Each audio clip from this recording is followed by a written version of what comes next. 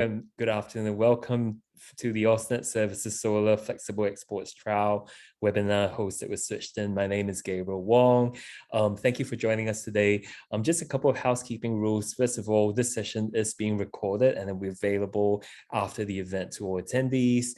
And secondly, I just wanted you to note that all Q&As will be done at the end of the session. So there's a Q&A function which you can enter your questions at the bottom of the screen. So if you can just put your questions there, we will take questions at the end. For now, I'm just going to hand you over to Mary Masters from Ausnet. Thank you. Great, thanks, Gabe. Hi, everyone. My name is Mary Masters and I work with Ausnet on the Flexible Exports trial. Thank you all for attending today and for your interest in the trial, which aims to give restricted export customers up to 5 kilowatts of exports. The trial is really important for Ausnet and to the future of our network. Success with this trial will potentially remove the need for zero or restricted export solar customers in the future, which is good news for installers, as this will mean more demand for solar installation, but it's great news for the network as we take another step towards 100% renewable grid and potentially cheaper and greener power for all customers. You're all somewhat aware of the Ausnet trial since you've registered for today's event, but just a quick reminder about the eligibility and the assessment process. The trial is open to customers who have already installed their solar, but also for new installations. We've identified the majority of the existing eligible customers who are on our network, and we've been reaching out to them directly. You're more than welcome to send us through customers who you've already installed if you'd like them assessed, but really we hope that we get new installations sent through from you all. To be assessed for the trial, the customer has to meet the following conditions. So they have to be export limited to see value from the trial. Obviously, customers who have zero export will benefit the most from getting export, but up to 2 kilowatts will also see value as well. They have to install a compatible inverter plus smart meter. So currently only the Fronius and Grow Watt inverters are compatible on the trial, which is what we're going to talk about today with SwitchDin. We're testing FEMA and SMA as well, and we will let you know when those are available. The smart meter is still required as a fail-safe to limit the customer's exports should the droplet disconnect for any reason.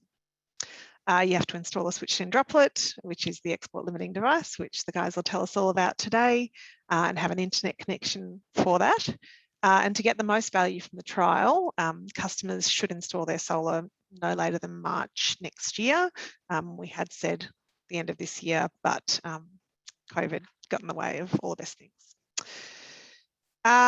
We are relying on installers to help us recruit new customers to the trial. We can't do this without you.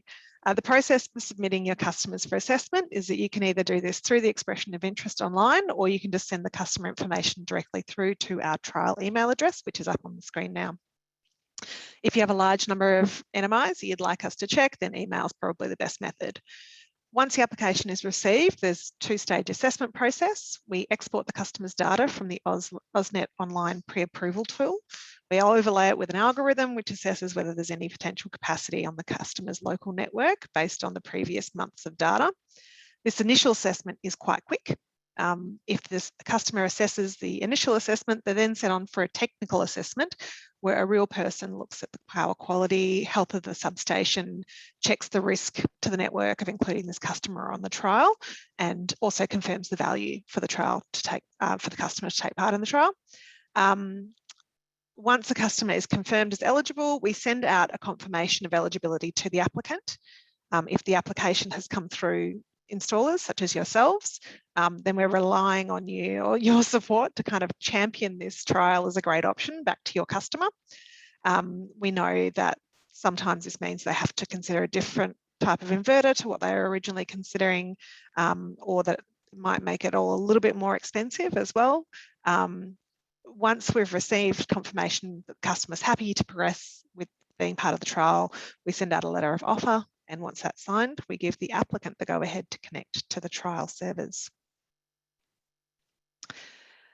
Approximately only 30% of the customers who we've assessed so far have passed the initial assessment, and then 85% of those have passed the secondary technical assessment. Of the offers that we've sent out, we've only had about a 30% acceptance rate, which again, we are getting feedback that customers choose to have maybe a cheaper inverter, or just stick with the original type that they were considering, which isn't compatible with the trial. So we really rely on your help to convince customers that involvement in this trial is about more than just giving them the ability to export their excess solar and benefit financially from the feed-in tariff. We really need them to join the trial to help us improve the network for all customers, and to create a future where all customers can export their excess solar. We are also really happy to speak directly to customers if you'd like us to do that. I'm going to save all questions for the end, as Gabe has already said, but we'll be around to help out and answer anything at the end. And now we're going to hand over to Josh McLaren from SwitchDin and hear directly from SwitchDin about the droplet device and how to install it. Awesome. Thank you very much, Mary. And welcome, Victorian solar legends. So it's an absolutely cracking day out there. So I appreciate you taking time off the roof to come to the session. So just going to give you a quick introduction to SwitchDin. So SwitchDin are the technology enablement provider for this project. And I want to give you a brief overview of what we do. And then I'll be handing over to Zuhair, who can do a deep dive into the technical requirements of the install. All right, so as Mary pointed out, the grid is changing very rapidly as we march towards hopefully one day having 100% renewables on the grid. The ability to curtail DER assets like solar is going to be hugely important, and this is really a pretty groundbreaking trial, so very exciting to be a part of it. So a little bit about us. We've been around since 2014, so as far as DER orchestration goes, we're a fairly old hat. And we've got experience from a pretty diverse range of projects. So all of that learning is baked into our software platform and the droplet, which we'll be learning about. But based in Newcastle, we've got local customer support. So here is up in Newcastle there in our office, thankfully, after a very long time out of it. The 5 sort of areas that we focus on in terms of the challenges as it relates to DER are connectivity, which is ultimately integrating to these devices. Orchestration, which is probably more of an upstream, bigger picture sort of approach to managing these assets. Optimization, which is more probably at a site level to manage the different DER assets on the site. Data is obviously a hugely important component of these assets. We pull around about 600 million points of data every day, which will be growing to 1 billion very soon. But this data really helps to inform the decisions we make on these assets. And then finally, cybersecurity is massively important, which is a strong focus for us. So as discussed, integration is the core of what we do. We're focused for this particular project at this point in time on Fronius and GrowWatt. But as Mary mentioned, FEMA and SMA will be coming online soon as well. But here's a sample of some of the different manufacturers that we work with on the integration side, and that list is growing by the day. You can see there our little our lab in Newcastle, where we validate the integrations that we do. So don't be alarmed, this is a pretty busy looking slide, but it helps to sort of explain what we do. So we connect different DER assets. So we're focused on PV inverters today, but we all the DER assets that are relevant we connect to. We connect upstream partners, so DNSPs like Ausnet, retailers, CNI customers, government, and also homeowners. The 3 different ways we connect: the droplet, eDroplet, and droplet API. We're focused on the droplet today, which is an edge computing device, which you're about to learn about. And once we're connected to these devices, that's where all the magic can happen on our cloud platform, which is called StormCloud. So other things we bring into StormCloud are market data, network constraints, etc. And one of the cool things is with all that data, we can pull that out into our StormCloud IQ platform to provide some pretty meaningful insights into what's happening out there in the world of DER. And yeah, just a closer look at StormCloud IQ to really, as an installer, the good thing about SwitchDin is we're brand agnostic, so you can install all different types of DER assets, PV, BESS, EV chargers, and and sell the right brand for the end user, but then you can then analyze all of your installs through a single platform, which is really valuable to an installer, and you can proactively manage alerts and things like that. So you can be proactive with any issues as opposed to reactive, which can be obviously problematic with homeowners. So now just to wrap up, so the best place to buy, so we do have other distribution partners, so Solar Juice and Trade Zone, but at this point in time, please place all your orders with supply partners for the time being. And you can see the Resi Droplet, which can be purchased there. Another thing as well to add is Storm Cloud monitoring is free for all systems under 30 kilowatts. So, and it's a free app, and that's real a high value thing you can give to your homeowner customers to allow them to monitor their system. So that is it for me. Oh, sorry, and just one last thing. So everyone who stays right to the very end of today's webinar will get accredited. So there'll be a link that we'll be able to share with you there to finalize your accreditation. Now, if you've got other team members who want to get accredited, they can do that at their own pace. They just have to go to switchdin.com/academy where they can get accredited too. Now, normal business hours for support. If you require support outside of those hours, please give us advance warning and we'll see what we can do. We're here to help. But that is pretty much it from me. I'm going to hand you over to the capable hands of Zuhair now, who's going to do a deep dive into the actual commissioning of these devices. Thank you. Thank you very much, Josh. All right, let me share my screen. All right, good everyone. My name is Zuhair. I'm the lead customer service engineer at SwitchDin. And today we're gonna be looking at connecting the droplets with Fronius and GrowWatt to enroll the devices in Flexible Exports program for Ausnet. Starting off with the droplet itself. The residential droplet comes with Wi-Fi, Ethernet capability, and has 4 USB ports. The top view has a status indicator. These are 5 LEDs that show what processes are running on the droplet. So we got power, Wi-Fi, iNet, SDIN, and devs. The 4 USB ports, these are DHCP servers. So the inverters, Fronius, as an example, will get connected to one of these 4 USB ports using an Ethernet to USB converter. The Ethernet port on the Resi Droplet is just for internet access. That's to give internet to the droplet only, and it's not used to connect to the devices. And then we have a power outlet on the other side. So packing list will have a droplet with a power supply. The converted USB Ethernet to USB adapter is optional. One thing to note here is the temperature rating. So we would recommend installations to take place, or the droplet to be installed in a place where it's 40 degrees or below, because it has a plastic casing. So that's that would be an important point to mention here. To complete the commissioning process, we require a smart device, a smartphone or a tablet with an internet connection. And to do that, to complete the commissioning process, the user would require SwitchDin Installer app. It's available on both app stores, Apple and Google.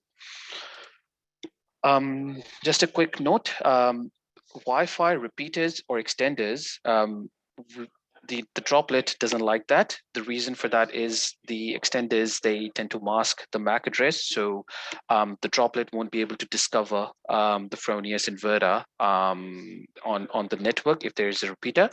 In that case, we need to make sure that there is a wired connection between the inverter and the droplet. We always prefer Ethernet connection for the droplet's internet. Just because we're not only doing monitoring, but we're doing real-time controls, and Ethernet gives much more reliability as opposed to Wi-Fi connection.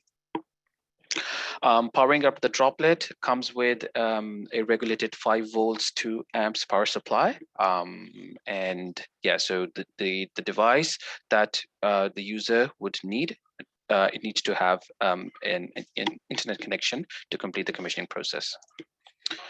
All right, so as Mary mentioned, we're going to discuss Fronius and GrowWatt today. So let's do Fronius first. Yeah, just a quick hardware checklist. Fronius snap inverter with a smart meter, droplet, and set of cables, including Ethernet to USB converter. For the smart meter connection, we need to make sure that the connection is in accordance with the regulation. So there are links up on the internet for the wiring information required on site.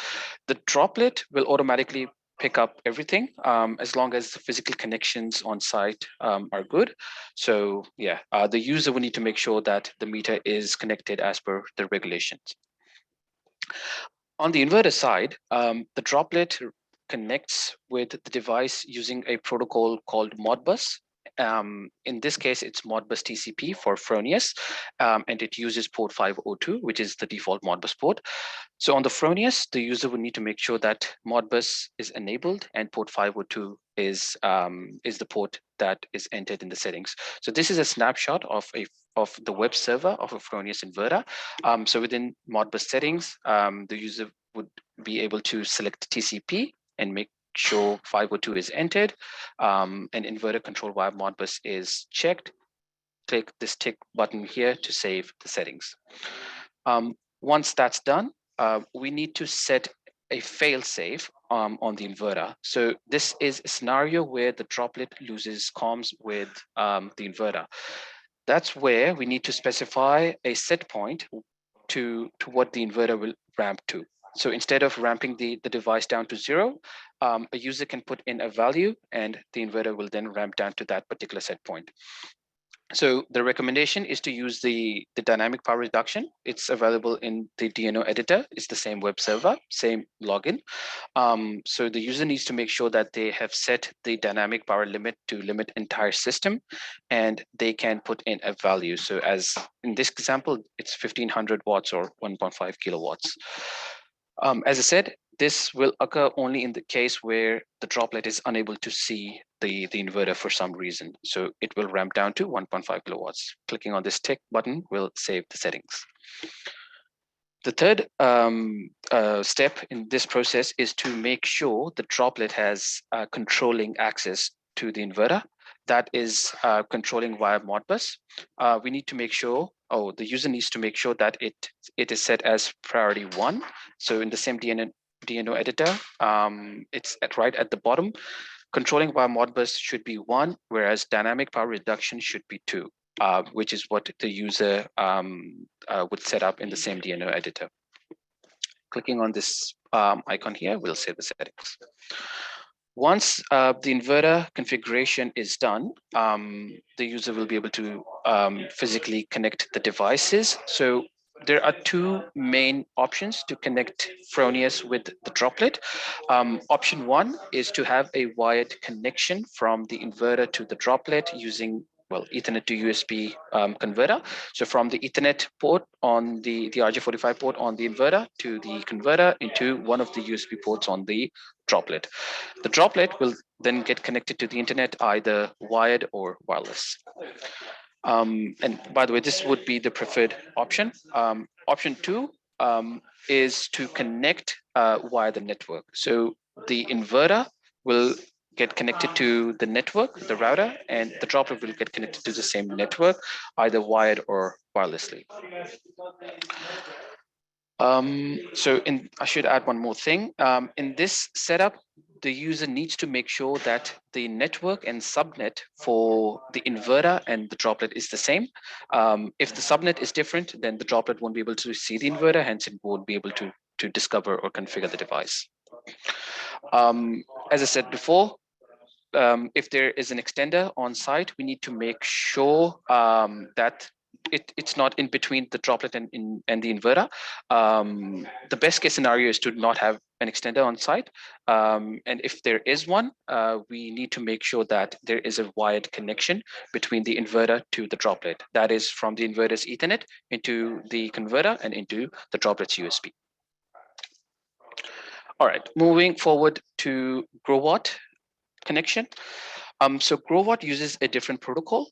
It's still Modbus, but it's Modbus RTU. It's a serial protocol which makes use of an adapter called RS485 to USB adapter. This is to convert the protocol so that the droplet is able to talk to the device. So a quick checklist: GrowWatt inverter, a compatible power meter. In this case, we have an Eastron power meter, droplet, and then set of cables, including RS485 to USB converter or DB9 cables. So this depends on the two options we have for GrowWatt installations that we're going to discuss shortly. Same as Fronius, the user needs to make sure the meter is wired up as per the regulations, and as same as the Fronius case, the droplet will automatically take care of the configuration on the droplet side. So for GrowWatt configuration, the user doesn't need to access the web server. They'll be able to do it from the inverter's front panel. So the steps to do that is to access the parameter, set parameter option from the inverter's front panel here. Go to general advanced, password would be 123. The user needs to make sure export limit is on, meter is CT, and export limit rate is 100%. Set OK to save. So the GrowWatt manuals or the documentations that they have, they're pretty detailed, so that the user will be able to get more information out of that. But these are the steps that they will need to do. So yeah, two options to connect the GrowWatt. So either way, we'll have a wired connection between the inverter and the droplet, because it uses certain protocols that the droplet can't talk to wirelessly. So the droplet can still have a wired or wireless connection to the internet, but droplet to GrowWatt will always be wired. All right, so option one is to make use of an adapter, RS485 to USB adapter. The ones that the droplet that we've tested the droplet with is the DTEC adapter, or the industrial USB to RS485 converter. The pinouts would be the next main thing, because in order to have successful comms between the devices, the pinouts need to be accurate. So it's pin 3 and 4 on the inverter side that will get connected to the positive and negative terminals. So 3 to 1 and 4 to pin 2 on the RS485 adapter. Sometimes these are marked differently. So TR positive, TR negative, or RS485 positive, RS485 negative. Pin 3 and 4, that's the main point here. Option 2 is to make use of a set of DB9 cables, male to female. So in this case, a user can strip open a DB9 male cable, connect pin 3 to 1, pin 4 to pin 2, and connect it with the DB9 female, and the USB part of the cable will go into the droplet. All right, once the devices are physically connected, the user will need to go onto the installer app to complete the commissioning process. And they would need to make sure they have the latest version of the app, so version 0.2.28 or above. These are the versions that will have the flexible exports wizard running. So just a quick overview of what these LEDs mean. It's all these 5 LEDs would be flashing. If LEDs are not flashing, then that would be a sign of concern. So power cycling the droplet always helps in that case. All right, so on the app, if the user doesn't have a SwitchDin account, the app will ask them to create one. Once an account is created, this is the first screen that comes up. either scanning the QR code on the droplet or manually entering the droplet serial number.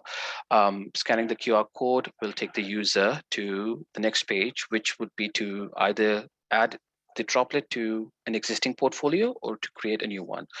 I'll quickly explain what a portfolio is here. So you can take portfolio as a folder, and each folder will have different units, which would be the actual sites. So droplet would get connected to a unit, which will reside in a portfolio. And users can have multiple units within a single portfolio, and they can also have multiple portfolios. But our recommendation for flexible exports program is to have a single portfolio, and also to make sure that Ausnet is a part of that portfolio, just so they have the visibility of that, of those installations. So create a new portfolio. The user can do that by clicking on this plus icon down at the bottom. Once a portfolio is created, the app will ask them to create a unit, which is the actual site. Creating a unit, entering the name and the address will then create a unit. Another thing here, the flexible exports wizard, it works off of the unit or site's address. So the user would also need to make sure that they enter a valid Victorian address. So just so for the app to know that it's the flexible exports Ausnet program. So once that's done, they'll be able to add the droplet to the unit. The next step is to configure internet connection. So if there's an Ethernet connection, which is preferred to the droplet, then the user can just select connect via Ethernet, and it will skip all the Wi-Fi configuration steps. But if it's a Wi-Fi connection, then the first option would be what the user need to select. The app will take them to the next step, which would be to disable the mobile data. Once that's done, they will be able to connect with the droplet and will see the Wi-Fi networks visible to the droplet. Selecting the right network, entering the right password, will then connect the droplet to the internet. Once the droplet is connected, the user will be able to configure or add devices to the droplet. On this window here, clicking on this plus sign will open up this section here. The user will always need to select discovery option. Manual option is for SwitchDin use only. So within discovery, manage devices, this window will show all the devices that are available to get configured. This depends on what protocol the devices are using. In case of Fronius, since it's a Modbus TCP, the device will automatically come up here, whereas GrowWatt will come up under the USB section. To configure the meter, we need to specify the meter role.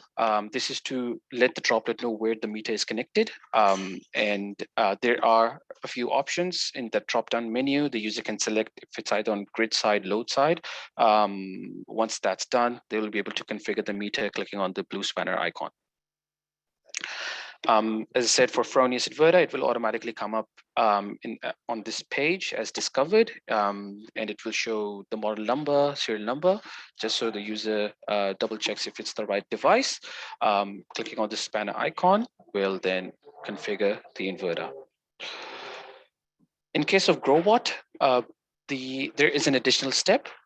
That is to discover the device first. The user can do that from the adapter connection that the app will show them. So this adapter would be the GrowWatt connection. Clicking on the plus icon will take the user to this page where they can search for the device. In this case, GrowWatt, and selecting the right model will then discover the device. Once the device is discovered, they'll be able to configure it clicking on this spanner icon here. Again, it will show the model number and serial number and all other information.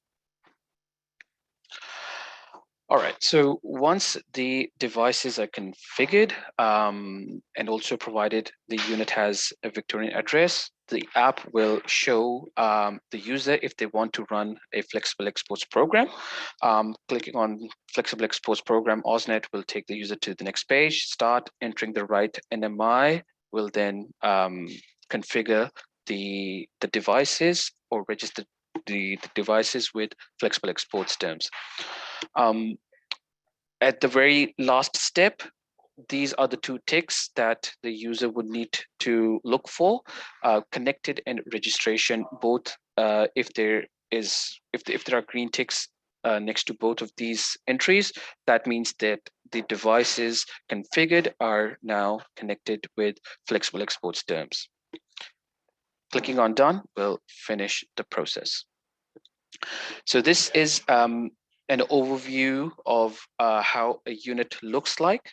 So the app will take the user directly to this page here, where they'll see an aggregated picture of what's happening on site.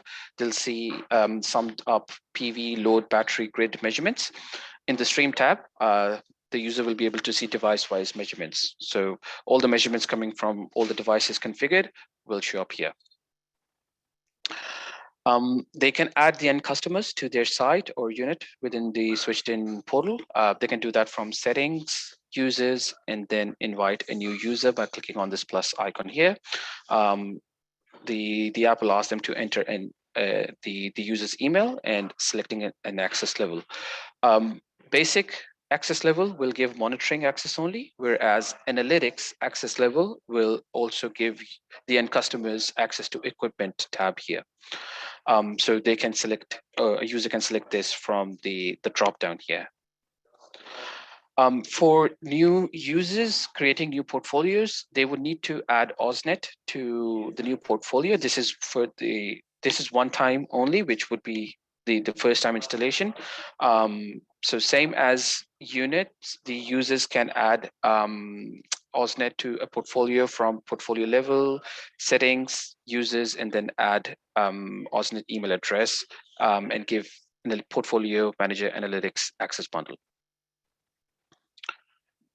All right, just a few troubleshooting steps.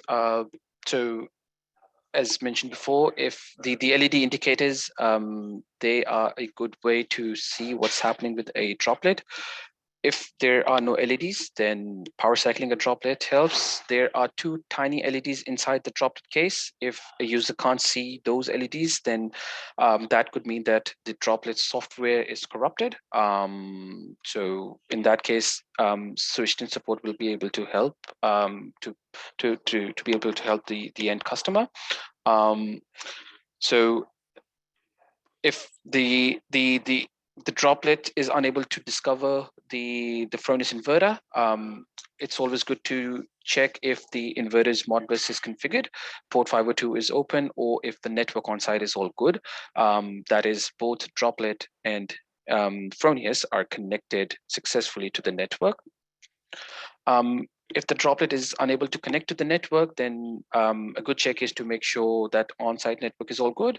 If it's a wired connection, then maybe checking the Ethernet cables, or if it's wireless Wi-Fi, then perhaps checking if the Wi-Fi on-site is all good. In case Wi-Fi network gets changed, so there could be two scenarios. One could be that the whole network is changed, including the network SSID.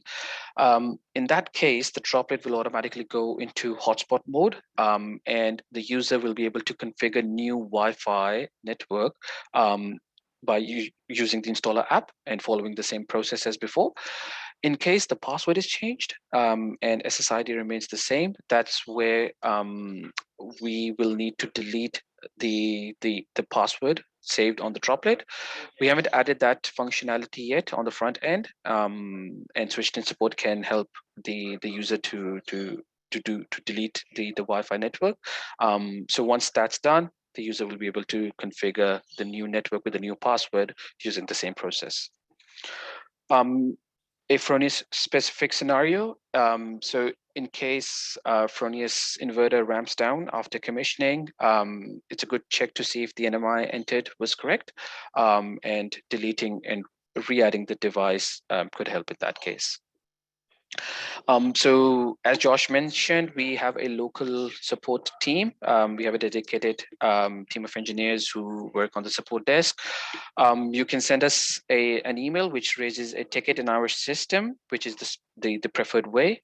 So the email address for that is support@switchdin.com.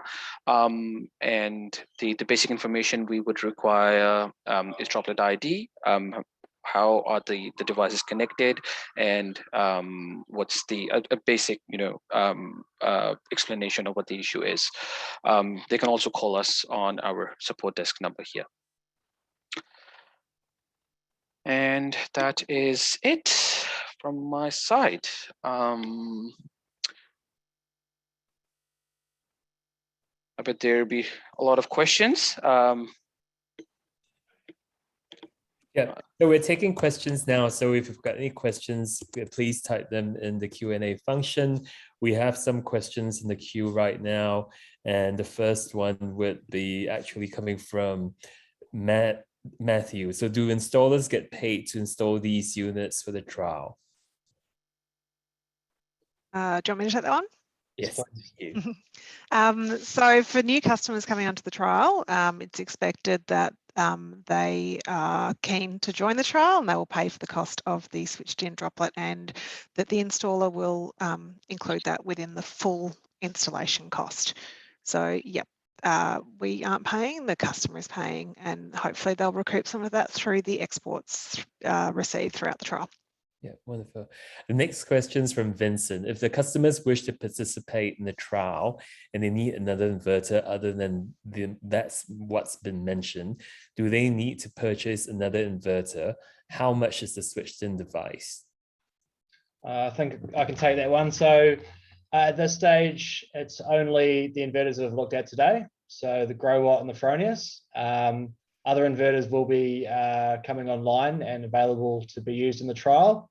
So currently, those two brands are SMA and FEMA, so they're fairly imminent, but there will be more broadly in the future opportunity to use a wide range of inverters, but at this point in time, it's just the inverters we've talked about today. And what was the other part of the question? Sorry. Do they need to put? How much is the SwitchDin device? Yep, so that's a good question. So the droplet, there's something we need to talk to supply partners about, but it's fairly inexpensive, so around a couple of $100. Yeah, but it's entirely up to, we can't say the price, but yeah, reach out to supply partners and they'll be able to provide you with a quote for that. Wonderful. And the next question is from Dylan. Are you guys expecting Gen 24 inverters to get approval for the trial in the near future? No, it is not imminent in the way that FEMA and SMA are, but I wouldn't rule it out. It really depends on timing. So keep your eyes peeled on the Ausnet website to see what other options are available, and we'll keep you posted as it relates to additional options for the trial. Wonderful, thank you. And a question from Daniel, will there be any inverter control alternatives to SwitchDin in the future? That is probably an Ausnet question, I guess. Oh, good. I'll ask Shadman to answer that one. That's what he's here for. Brought along a technical expert. No, we don't have that plan at this stage. There could be. It's not impossible because we are planning BAU in future, so flexible experts BAU and not just the trial. So there could be other alternatives, but at this stage we don't have anything planned. Except, of course, for the Gen 24, which is a native inverter, but we don't know when that'll come on board. Yeah, okay. So next question is from Matthew. Will SwitchDin always be subscription free for under 30 kilowatts, or after a period implement a paid model for installed devices? So it's always going to remain free for under 30 kilowatts for the basic monitoring. So obviously our capabilities are going to grow over time, and there'll be potentially functionalities that you have to pay for, but for basic monitoring, it's always going to remain free. Okay, wonderful. Next question is from Dylan. What is the Droplets standard response to the loss of internet connection? For example, if the Droplet loses the Wi-Fi connection, does it stop the export? Does it store the data when it's offline? I'll leave that one to Zuhair, I think. Yep. So the droplet will store everything in cache, and it will buffer all the data in queue once it gets a valid internet connection. So loss of internet comms will act the same as loss of comms between the devices, and the device, the inverter itself, will fall back to the second option. So yeah, as long as the physical connections on site is good, the droplet will be able to buffer all the data in queue once it gets internet. Wonderful. And the next question is from Dylan. If we set up a 0 export limits for a Fronius smart meter, does the droplet talk to that and essentially override its limiting? So well, it's the same as the previous one. It would depend on what you've set as the priority within the inverter settings. So the droplet will only come into play if the inverter has controlling via Modbus as priority 1. And in that case, the Fronius inverter won't be able to do export limiting via Fronius meter. It will give all the access to the droplet. So these are two basically different settings. So yeah, it would either be droplet or the smart meter. It won't have both. Okay, wonderful. Thank you. Look, we've got Rod Dewar from Fronius with us as well. And if you've got any questions, please type it into the window. He's happy to answer them.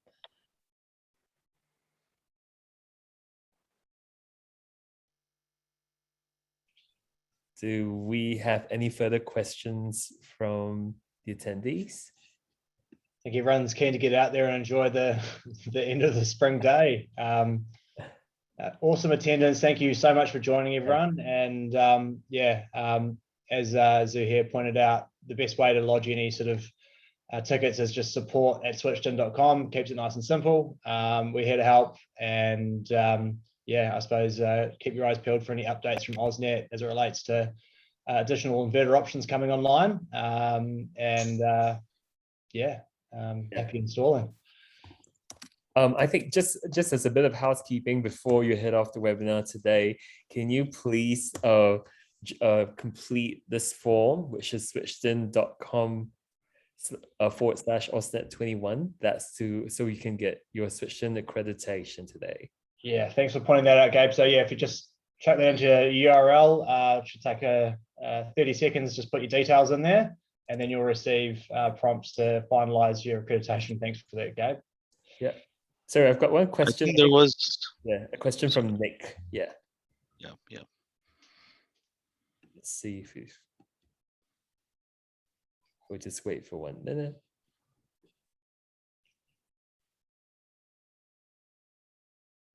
I think he was asking about how can we find SwitchDin accredited installer in the chat.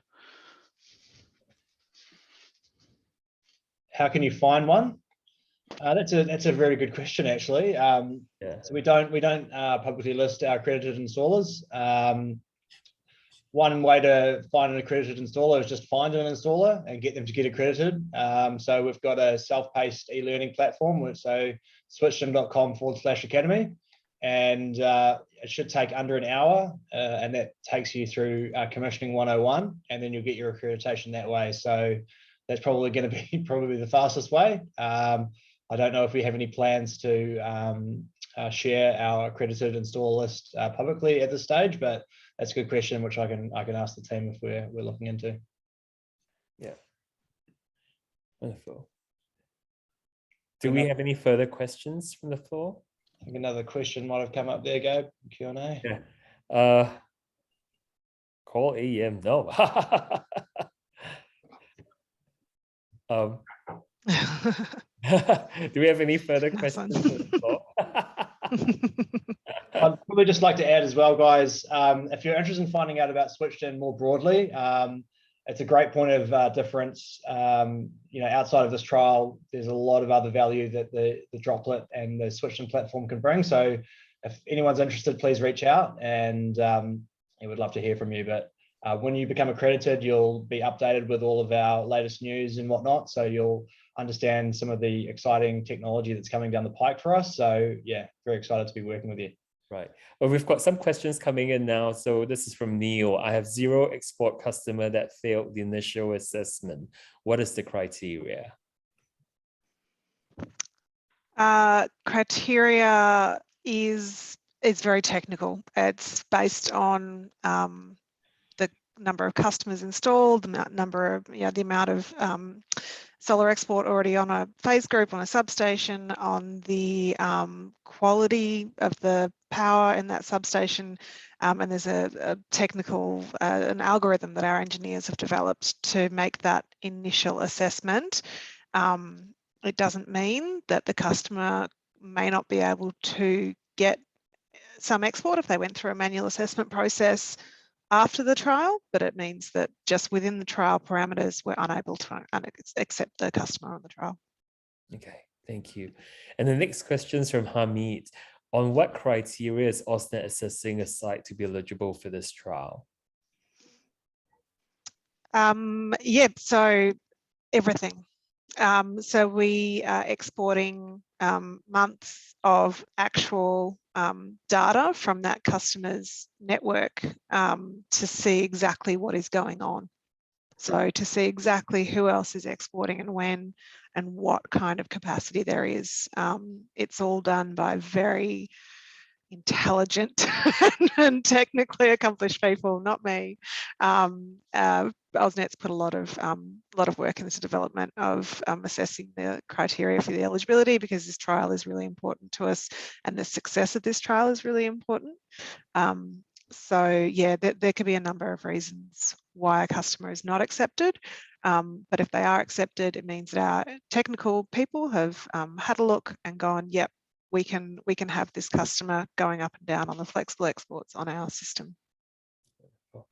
Thank you. And the next question is from Matthew. Is this the same unit that is used by Q-Cell Q-Volt battery systems? Yes, it is. Correct. Yep. Wonderful. So do we have any further questions for the panelists? I think because there are a couple of questions about just criteria. Mary, in our the flexible exports link, we do have the initial eligibility criteria dot points, right?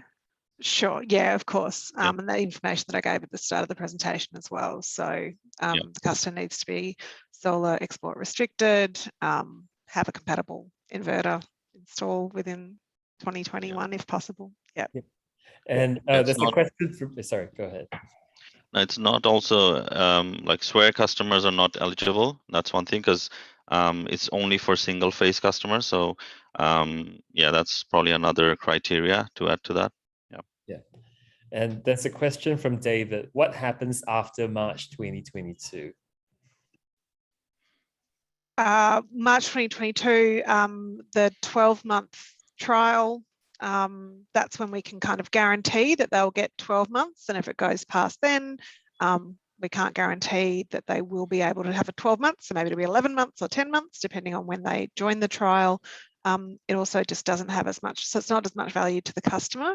It's not as much value to Ausnet either, because we need these results to inform the future direction of where we're going with flexible exports trial. Do we have any further questions?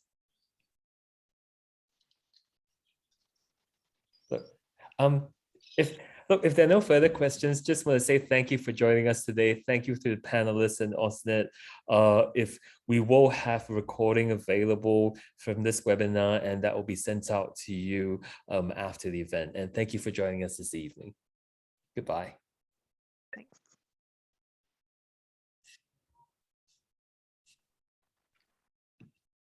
Another question.